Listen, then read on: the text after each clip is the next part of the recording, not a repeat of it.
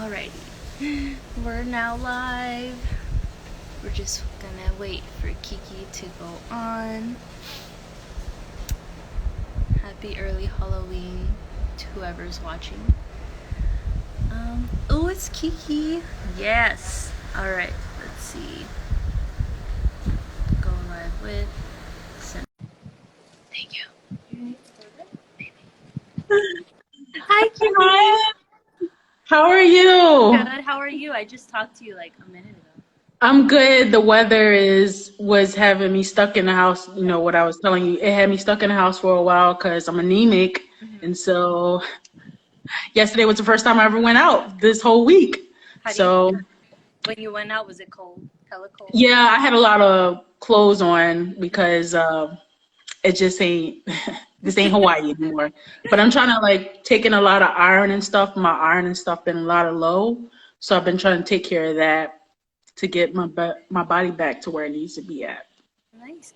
Well, 7 years of not, yeah. 7 years of not being in this weather, man. It's just, but you're gonna know how it is because you coming here.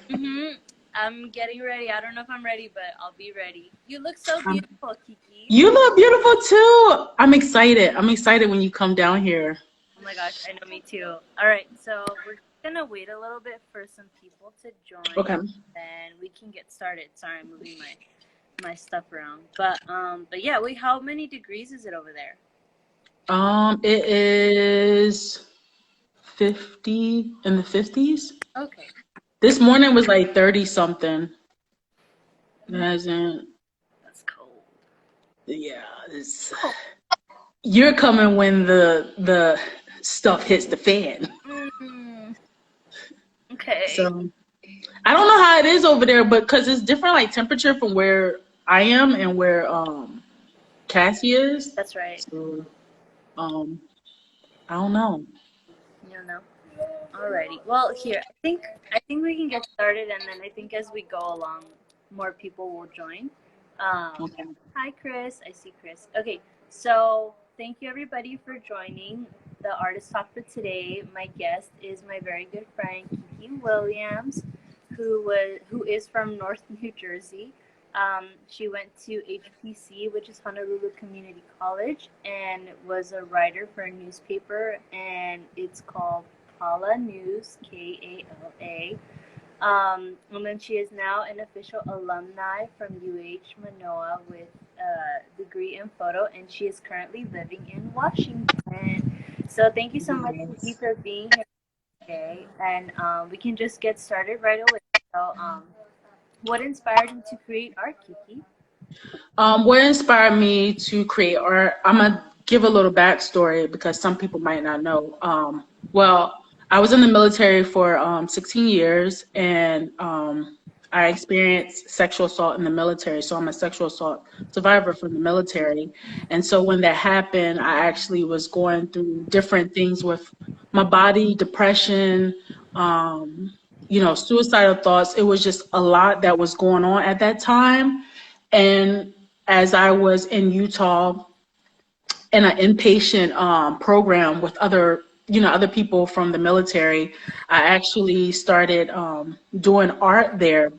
My friend Bailey, she's an artist too. She introduced me to art, and I started doing collaging like every night before I went to bed, and it became like a safe.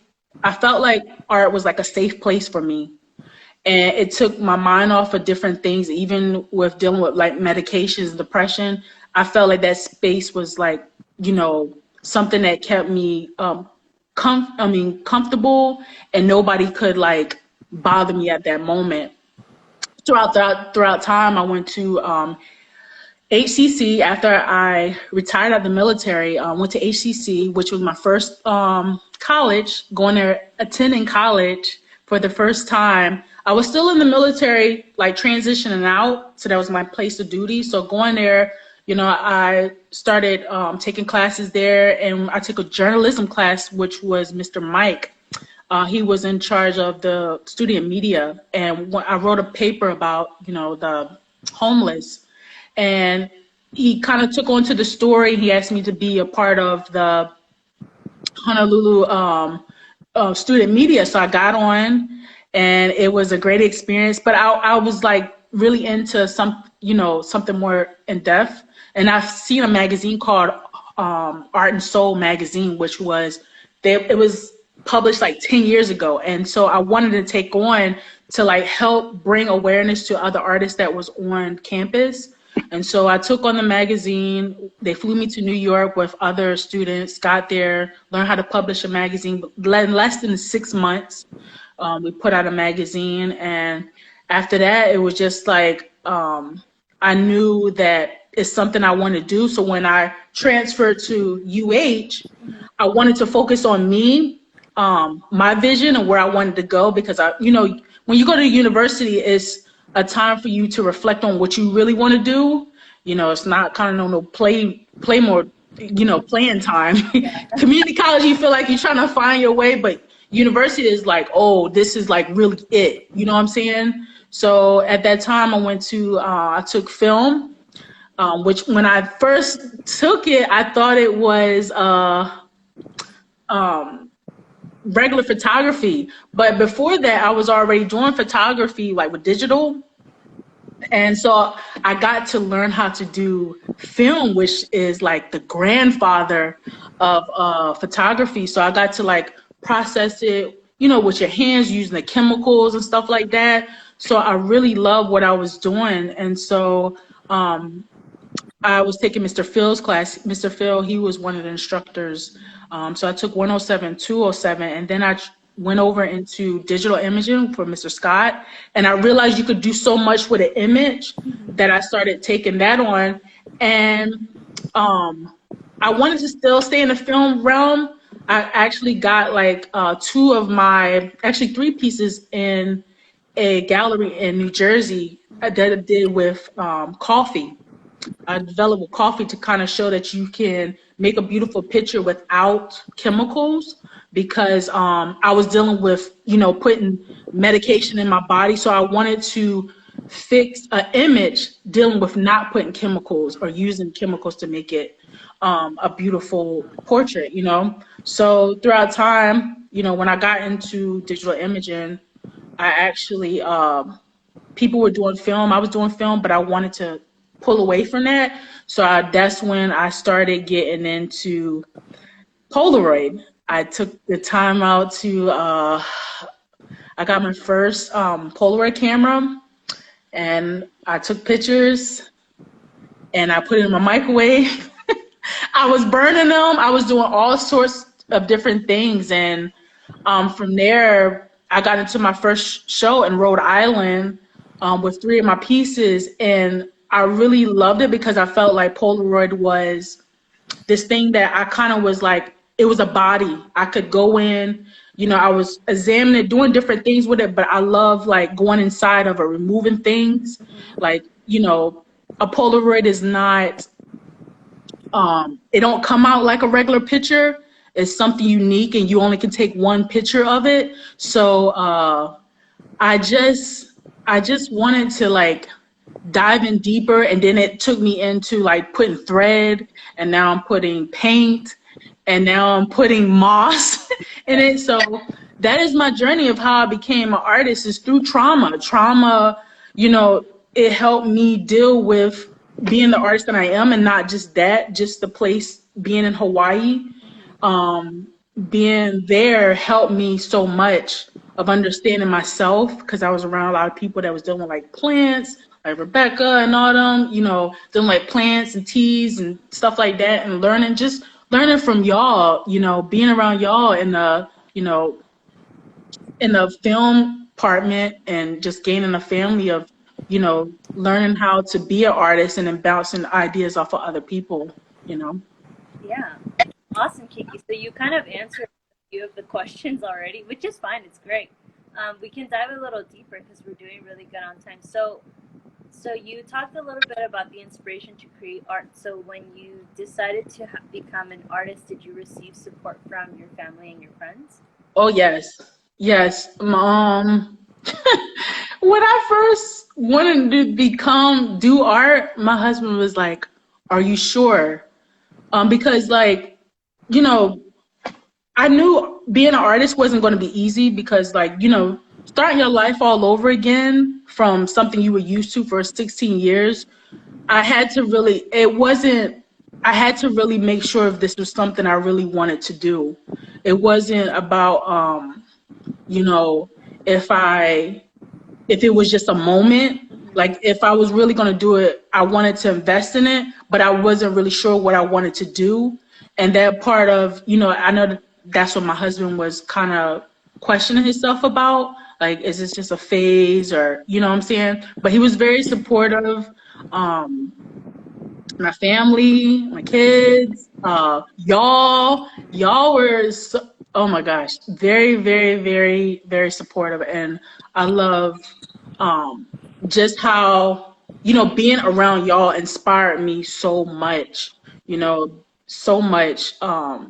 You know, you, Rebecca, Miss Shirley, Miss Giovanna, my friend Anna now, she's here, Cassie. It was just so, I feel like I had more supportive of women than I did any time I've had in my life. I feel like I got a strong connection with women artists that are badass, and I appreciate that, and that's what, you know, inspires me to keep pushing myself. And not just that, you know, I was kind of like going through that situation of being like only Black woman in my area when I was at HCC and UH. So I had to, like, you know, make sure that I pushed myself as much as I could, because I knew that I had a voice and I wanted to be heard, you know. Yeah. Thank And you. I had people behind me helping me, Yes. you know. Always. Thank you for answering that.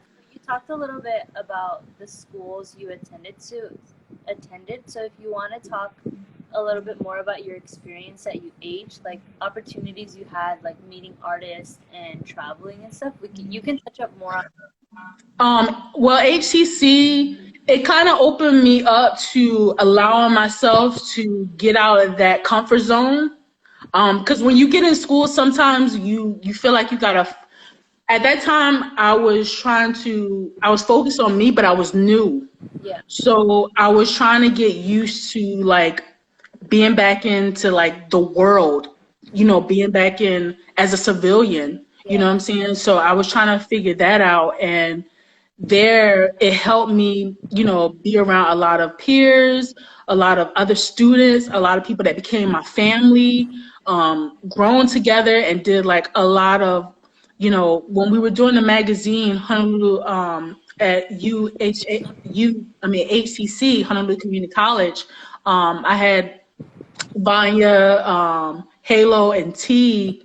We all was like women doing this magazine together. And so doing that and trying to reach a goal at a small limit time frame was just inspiring to know that we could do anything as, you know, you put your mind to. So that kind of like going through that and seeing how other people were artists and how dedicated they were, that's where I felt like I wanted to find where I wanted to fit in as an artist. But I wasn't sure if that's where my path was going to go. You know what I'm saying? I had the art in me, but the thing was, did I really want to be an artist at that time? You know, I was still going through personal things when I was going there. And so when I went to UH, I was kind of going through that transition of, you know, finding my way and then getting off of the depression meds and going through, you know, almost committing suicide and stuff like that. So it was just like a different world.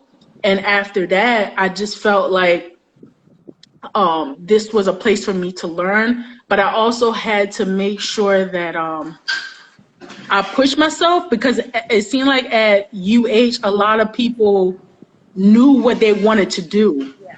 But I came in trying to find my way in between that space.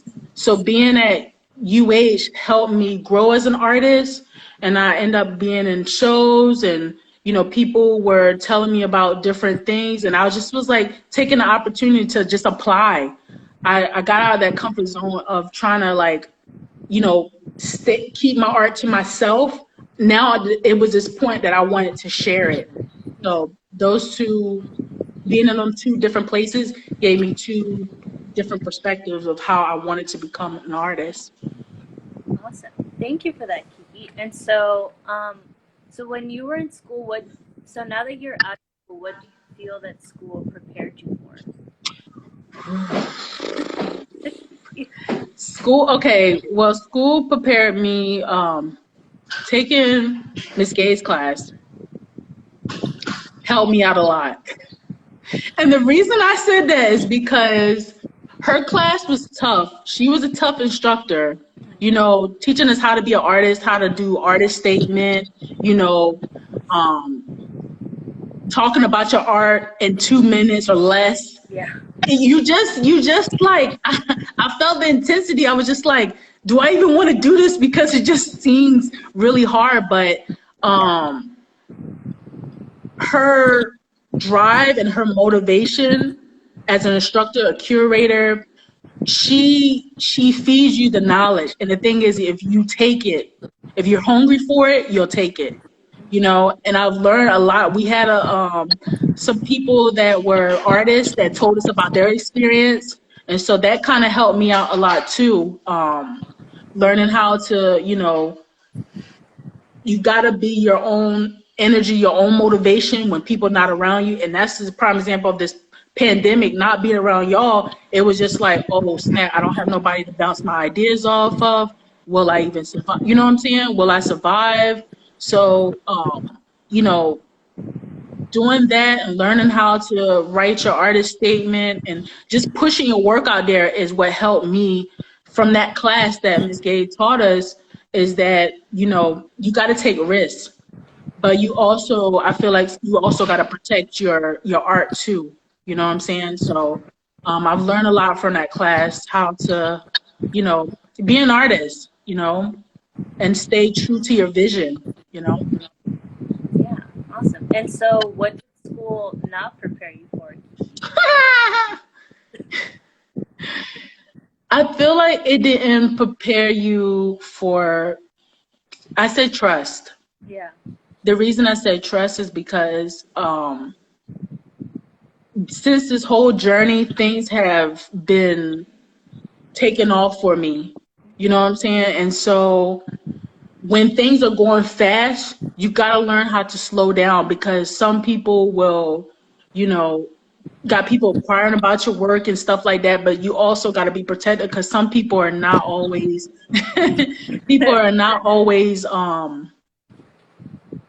meaning good for you. Yeah. So you got to learn how to know who to trust and who not to trust with your art, you know, because a lot of people, you know, not everybody is in the same mind frame as you.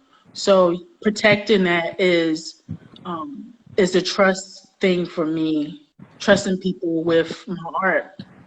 I mean, because it's just, you know, my stuff is so personal to me and so close to me, that I feel like that's a part that I kind of feel like they didn't prepare you for. But you got to trust your intuition, and you got to know what's right and what's wrong, you know? Yeah, I agree. Thank you for saying that. I didn't even think about it until when we spoke and you mentioned trust. I was like, yeah, that's very true. Trust it's hard to come by. And I think we wanted to mention a little bit about your BFA show and why it didn't occur. I think I wrote that in the notes. It didn't occur because of pandemic. We were supposed to have it in August, actually the beginning of the semester, but somehow it still didn't fall through, and people were still kind of like afraid of, you know, taking that risk. So we end up being online. To me, it kind of like, I was kind of hurt a little bit, because I wanted to learn how to set my own space up, being an artist, you know, getting that experience. I mean, I got a little bit of experience when we were doing the Honolulu printmakers. I volunteered for that.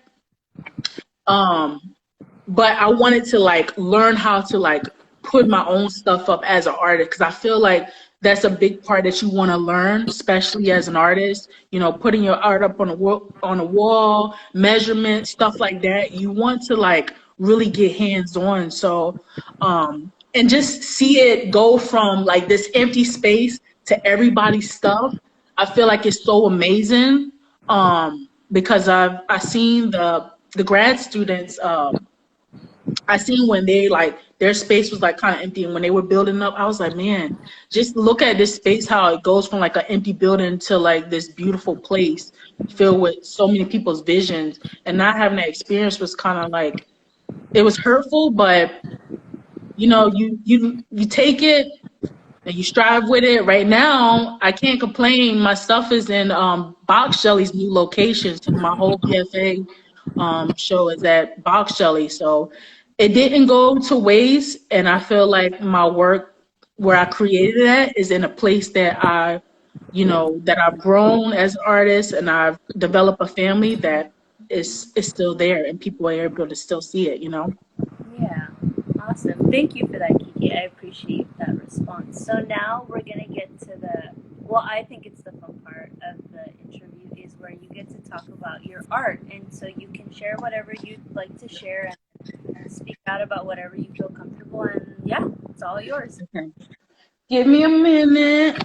Yeah, and then ask you like what your inspiration was, the process, and how it took to complete. But I'm pretty sure you're just going to answer it all as we go on, so I don't need to ask. Okay. Let me get mine. Bear with me for a minute. Of course. You're doing awesome, Kiki. We have a lot of time, so. Okay, I was talking that fast. You're doing good, though. It's good. I don't know why my computer's not coming on. Okay. I like Giovanna's comment where she laughed out loud with you. Yes, Miss Giovanna. I seen your comment earlier about the coffee. Yeah, I did the prints and coffee. I don't know if I ever showed you. They're really awesome, by the way. I remember seeing them. They're amazing. Bear with me for a minute. It's trying to come on.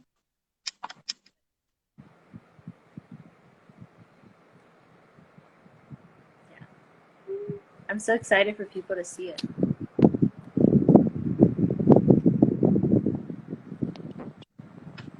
I don't know why my...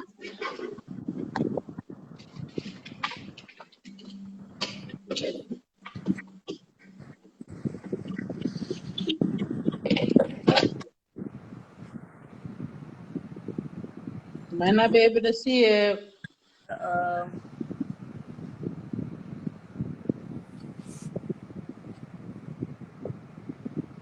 Oh, okay. I got it. Okay, awesome. I was like, if you want, you can answer some of the questions now while we wait. All right. Ask me another question while I'm still... Okay. Sure. I was going to ask you this a little bit later, but while we get the computer going, how do you feel being a female artist? Ooh. How do I feel about being a female artist?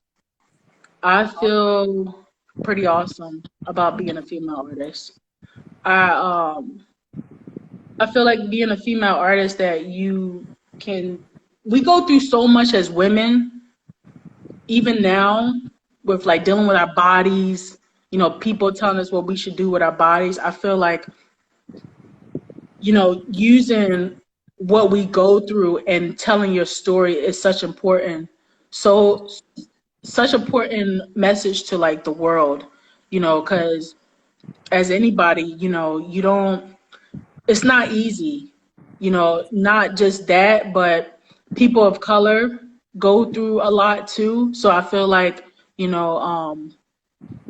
is very important to put that message out there and let people know that your voice is valuable, and your voice is it needs to be heard. It needs to be seen. You know, you need to tell the story of, you know, how you came up in this world, because not everybody come, you know, have the same upbringing as somebody else. You know what I'm saying?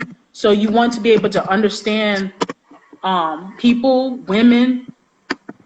We go through a lot as women. I'm sorry. Men go through stuff too, but we go through a lot. Yeah.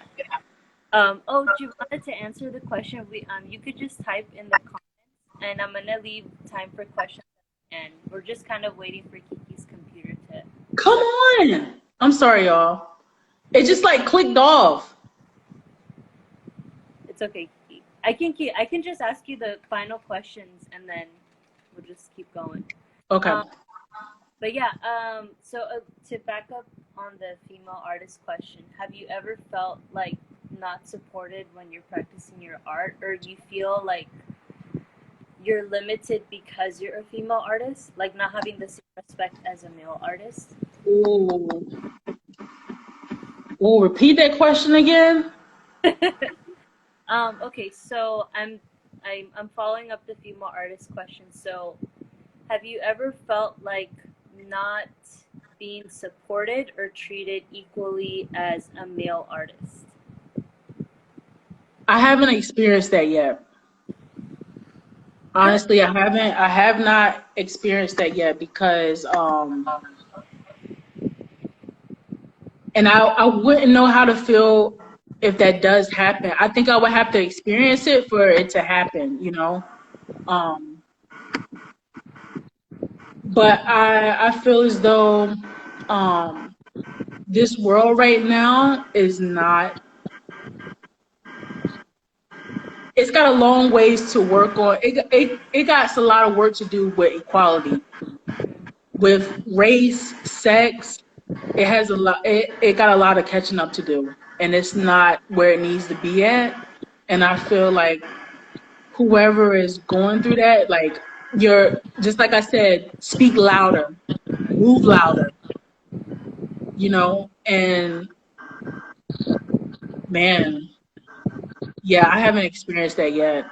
No, that's good. And I hope, I mean, when it does happen, I want to be mentally prepared, you know. But I'm ready. I'm going to turn off the light. All right, awesome. Go for it.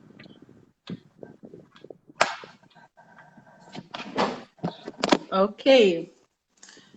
So. Oh my gosh. Hold on, let me see my screen.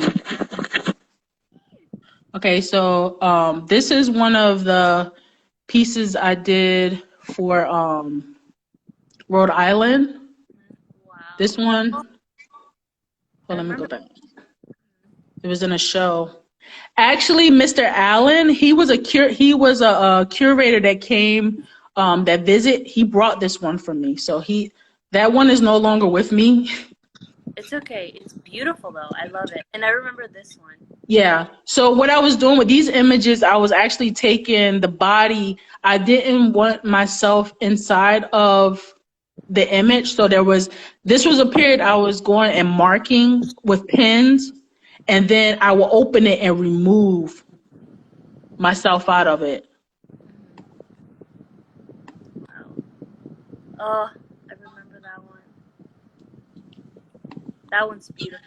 And so this series was called The Spaces You Left Empty. This was the one I dedicated to my husband.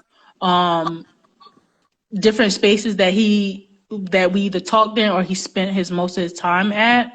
And so I just replaced some of the images. Some of the images with, I don't know if you can see it. Yeah, it's a Polaroid inside. And I put the label in the back of it. And this number, the numbers on the back of the Polaroid means different things. Like the time and the date, it either has a 10 or 11 digit, and mine was 11 digit. And the reason I used 11 digit is because it was half of 22. That's when me and my husband got married, July 22nd. So this was our little table we had in our apartment. So we would have, dinner and stuff. This was a closet space. Oh, I remember that one. Yeah. I love this series so much.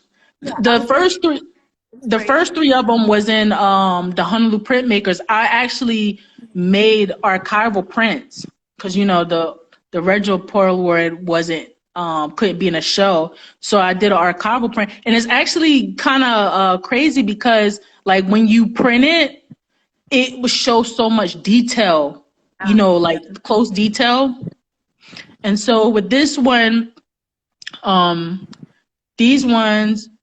They were in Arts Cafe. Basically, I had 3 models, and so I took a picture of them in black and white, and this is in color. So I put them on top of them. How you see yourself. Beautiful. Oh. Yeah. Do you want to talk a little bit about the inspiration and the process, Kiki? I always deal with like the body. I've always been influenced by Jean-Michel Basquiat, by the body. The reason I think I am like interested in his work so much is because dealing with how he hurt his body, dealing with like the spleen was removed, and his mom gave him a book of Grey's Anatomy, and he started putting those different types of parts like childlike, drawings and stuff like that. So I felt like it kind of helped me with my situation, understanding the body more as an artist, especially going through trauma itself, But for these, I didn't really have inspiration for them because it was just like how I was feeling at that time. But that's the person I look to, that motivates me when it comes to like, portraits of the body and people, And so here's another one. And this is when I started dealing with thread. I did a couple portraits myself, Rebecca, Kat, and Juliet, about dealing with like what parts of themselves they didn't like. So I would thread different parts, even taking out the identity, because sometimes when we look at portraits, we always focus on the person's face. And I didn't want to focus on the person's face. I wanted to take the identity out and wanted people to feel more of how the thread was going through the body. And the reason I was using thread is because thread is known to fix things. And to me, it was the opposite. It wasn't about fixing things. It was about the hurt, the pain, because when you take needle and thread going through something, it especially through a Polaroid, it damages it. It pokes it, So, it's a process getting it through the Polaroid itself. So to me, it kind of like a hurtful feeling of pain. Yeah, I love that one. That one of Rebecca is one of my favorites. That's it. And so this is my BFA, the 8-pack series. This series was mainly dealing with like how human and mechanical, like, so with for this one, the beginning, the reason I made it like this is because having that stance and having that image of the woman being this powerful person, because a lot of people don't see the inside of you, they see the outside. You see what I'm saying? So that's why I have her in Samaya in the stance, because it's like a powerful stance, like I'm in control of myself, versus this, you're not in control, you seeing how I'm feeling. So that's why I was doing this in between balance of power and unsettling. Yeah. So how long does it take to work? How long does it take to complete, Kiki, when you're working? Ooh. This I completed in a week. If I got once I get the idea of what I'm doing and I start going into a rabbit hole of research, it pretty much goes into it pretty much plays itself out. I have the image and I just be like, this is what I want to do. This is actually lipstick on the frame. Oh, that's right. I remember.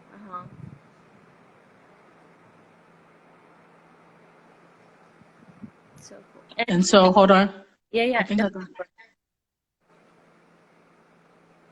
Yeah, we're doing really good on time, Kiki. Okay. All the time, and then show however many more you'd like, and then I'm gonna ask if you're working on any new projects, and then I'm about to.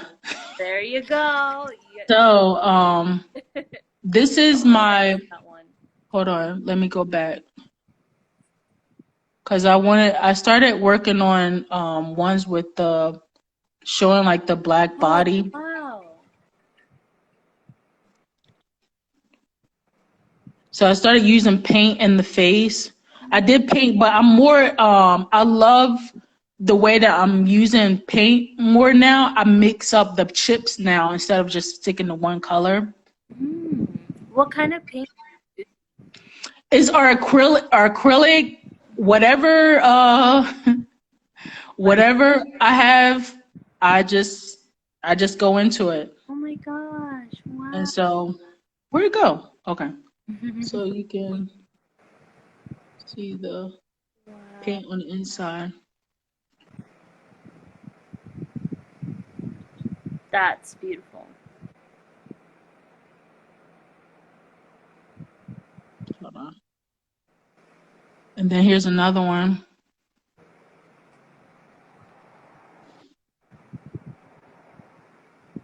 Ooh, the paint is so nice. So you can. Ooh, I don't know why, but this kind of looks like a fish. Yeah. That's what I see, at least. Wow.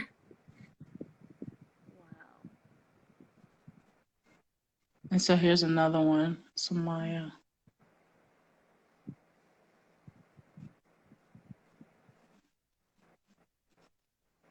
Let's go with the chips in the hair. I don't know why. I be forgetting that my stuff is like touchscreen. And so a couple months ago, I actually this is the Moss series. I actually went to my friend Anna's. I met her through Rebecca introduced us, and so I went to her place in Shelton, and it's like an hour and some change away. And this is my first time ever being in the wilderness, because as you can see, I was in the studio a lot, and so being there in the nude, in the forest, it was a different experience for my body. I felt like a detox, if it makes sense, because like, I've never been in the woods with my body out. So being there, I seen all this moss and I was like, whoa, what is that? And so I started taking pictures. And I just was into how it looked, and I just started doing the research of it, and I haven't stopped since. It's like it started getting even bigger and bigger and bigger. I'm like I'm about to drop number 13 of the moss. And so it's this one. So this was the recent one. This was the start. Wow, look at that. And it's going too fast. I love that one. It's so beautiful.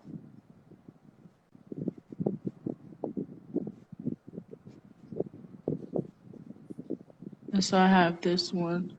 This one I did on land. When I went there, it was clear. It was actually clear, and it's crazy because me and Anna was there, and she was like, "Do you want to get in the water?" Now I'm like, no, there's boats and stuff out there. I kid you not. Anna is the only person that can vouch for me because I feel like if she wasn't there, like nobody would believe me.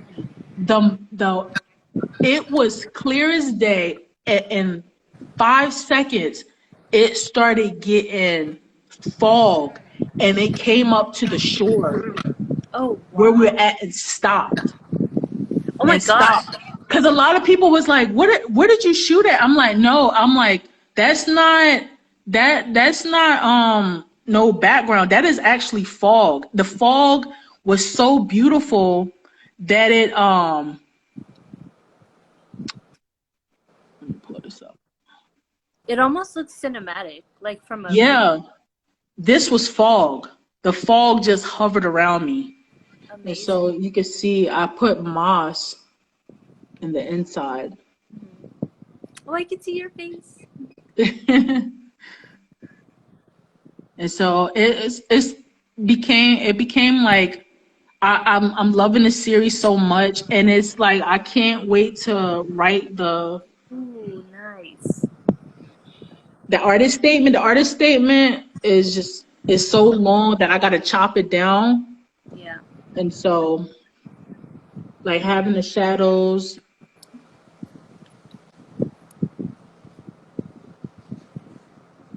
So yeah. Awesome, Kiki. Do you have any more besides this? Are you working on any new projects? But I think this is the newest project you're doing. So. Yes, I'm still working. Actually, oh, let me turn my light on. So actually, I found another location with Mhm. Moss. Yay! Awesome. And so I'm going to continue the Moss series, but I'm going to name it something different. Um, the moss I love the moss because it grows anywhere and it adapts to its environment, and it doesn't have, it's not really connected. It just hold on to what it Yeah. grows around. And I feel like as your body, you grow in your environment. You try to adapt, but really you can't, because I feel like the moss to me is so free and it can go anywhere it wants to go and grow where it wants to grow. And I feel like a part of that is how I feel in my body, and being able to like being here, being new, trying to adjust, but still able to continue on Bro. the process of being an artist, just adapting. And it's just so, Moss is just like so huge in my mind that I could go on and tell you what Moss means to me in so many ways.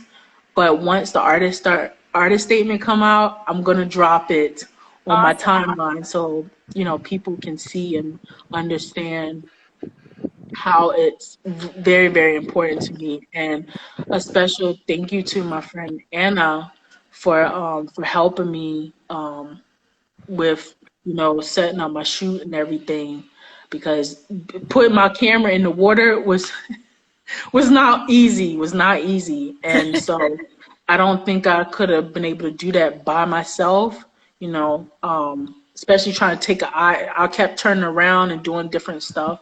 So having somebody that knows this area and knows Washington very well is very helpful. And she's very educated on plants and her surroundings. So it kind of helps me as an artist to understand and even do my research to why I'm using moss. So yeah.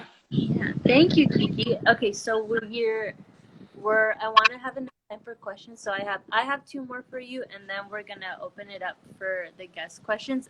All of Okay. your work is so beautiful. I love looking at all your projects. Um, I would talk more, but I want to leave it open for questions. So, how are you taking care of yourself emotionally and physically during this time? Emotionally, I'm taking care of myself by what I always do: dig into my art. Mm-hmm. Um, working out. Yeah. Trying to get back into that after this whole pull with my body and stuff, trying to get adapted to that. But Hmm. working out, moving your body is very important to me.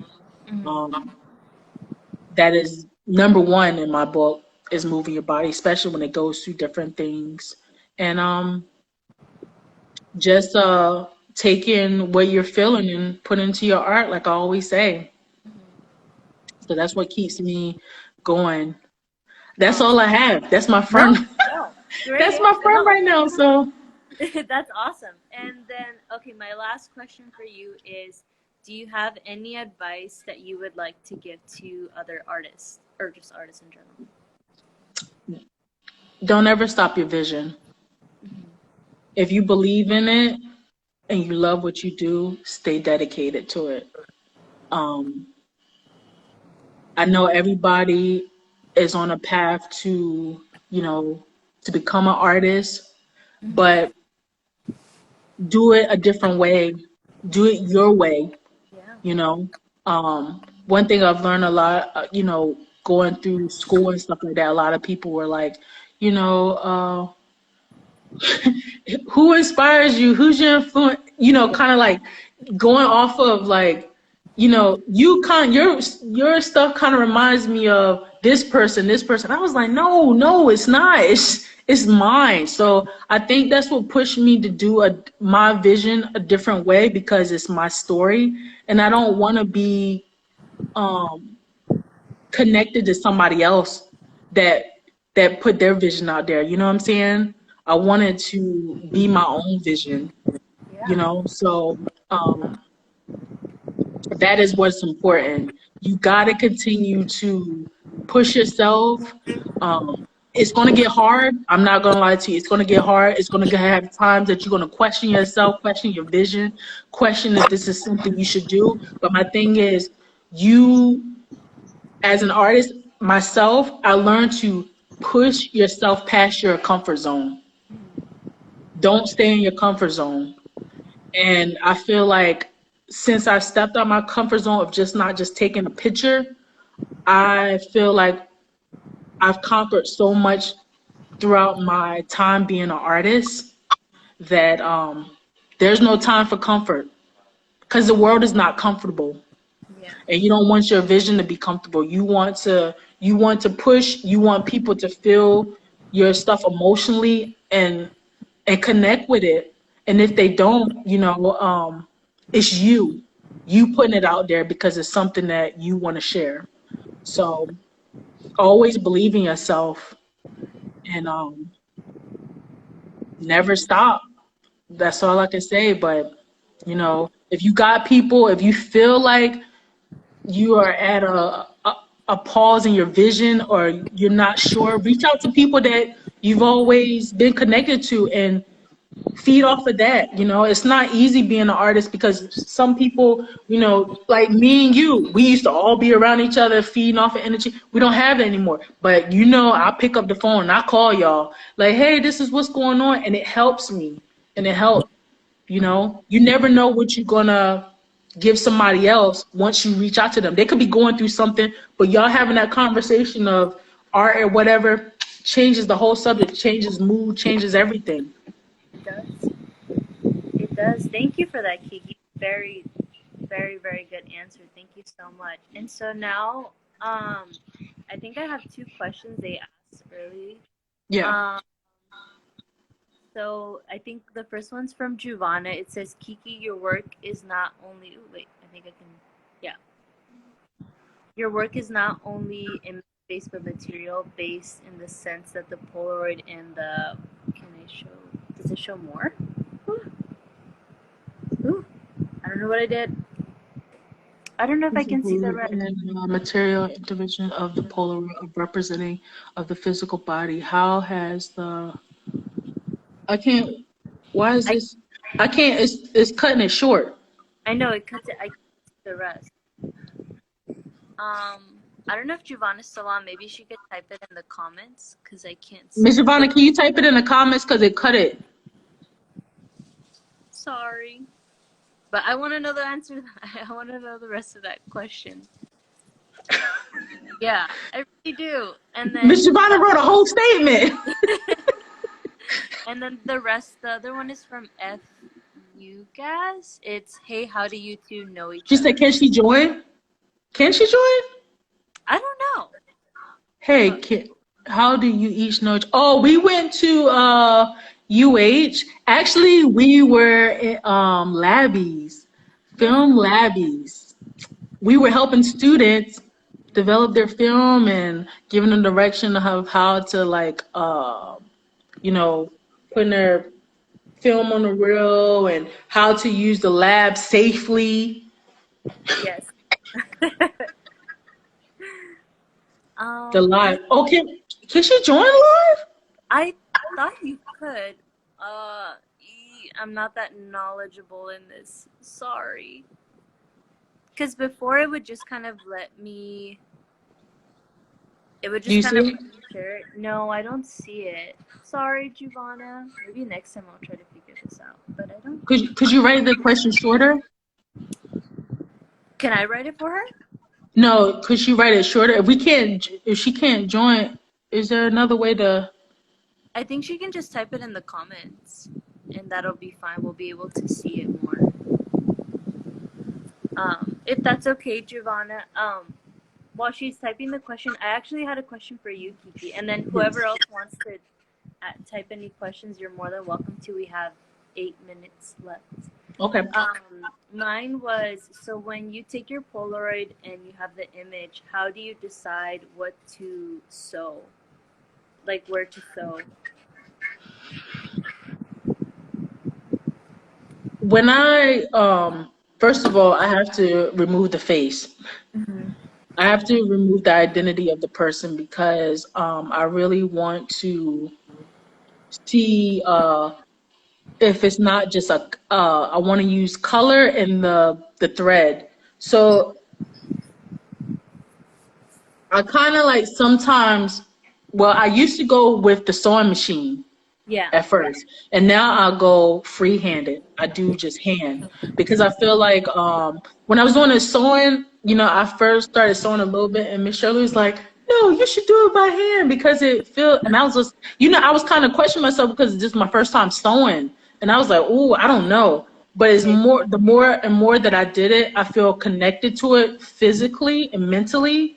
So once I know where I'm going to remove that part of the body and I put the paint or whatever materials inside, that's when I'll start one thread and then I'll just be like, okay, I want to go this direction. Do I want to keep it in the frame? Do I want to go outside the frame? So it depends on how I'm feeling. Basically, it goes off emotion. How I want the picture can be so simple, but to me, I want to see how I can make it unsimple, Mm-hmm. like more emotional. That's how I figure out how the thread goes. Yeah.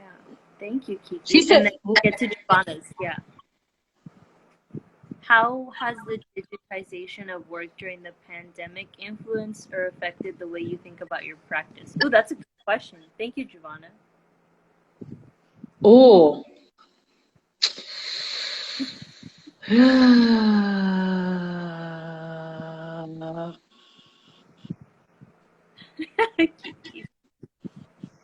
You know what? With the pandemic, it has been like, I think more emotionally since I've been here. I was emotional when I left Hawaii because I couldn't hug or say my good goodbyes. It was more of like, you know how you become friends with people and you just leave out of nowhere and just don't say anything? That's how I felt. And I felt like with that, leaving there with all this emotion of not being able to, physically touch or hug my friends, it kind of gave me, I felt like I was more emotionally connected to my work when I came here. Oh. Because like I was telling you, like with film, when I was film, we were using our hands. And so when you physically, I felt like, because nobody could physically touch each other, it was me putting my work into my hands helped me a lot emotionally of what I was dealing with, of not being able to, like, you know, physically touch somebody. I had to put that emotion into my work, of how I felt emotionally of not being able to touch another person other than like my husband. But y'all, like my family, I couldn't hug y'all. And so, having those emotions and carrying it over to a new body of work, I felt like it helped me connect even more personally to my work, because I felt empty, and I felt incomplete leaving my friends, even though it seemed like some of them coming here now. So it's getting better, but I feel like it helped me connect with my work more emotionally because of not having a physical connection with the people that you really care about. Yeah, thank you for that, Kiki, and thank you, Giovanna, for asking the question. I'm feeling that right now, Kiki. So not being able to hug your friends and say goodbye, everything you felt, I'm feeling right now. Because Yeah, it's hard. it's very hard. You try to, emotionally you have to invest in yourself now, because it's like, phone calls and video is good, but just the one-on-one conversations does something to your soul. It does something to your mind. Yeah, thank you, Kiki. Let's see if anybody else. We have time for one more question. Let's see if anybody asks. If not, I'll ask one last one, and then Instagram's gonna kick us out. Don't give us the boot. Everyone's gonna give us a boost. This has been so good. I'm so glad. Thank you, Kiki. I'm sorry I had so much time. No, don't be sorry. Look how much we got. We covered way more than I expected. We did good. All right. I don't think anybody No is more gonna. questions. I love y'all guys. Yeah. I was gonna say I can ask one more, but I think we're gonna get kicked off soon. But thank you so much, Kiki, for this. You're amazing, and thank you everybody for watching. Thank you so much, everyone. Thank you so much, Brenda. Thank you so much. I can't wait to see you here I on the other side. know it's coming soon, but thank you so much, everyone. And then you can look at Kiki's work. I'm gonna tag her on the video once I post it. And then we'll see everybody next week. All right. Love y'all Love guys. you. Thank you, Bye, Kiki. Brenda. Bye. Bye, Miss Giovanna.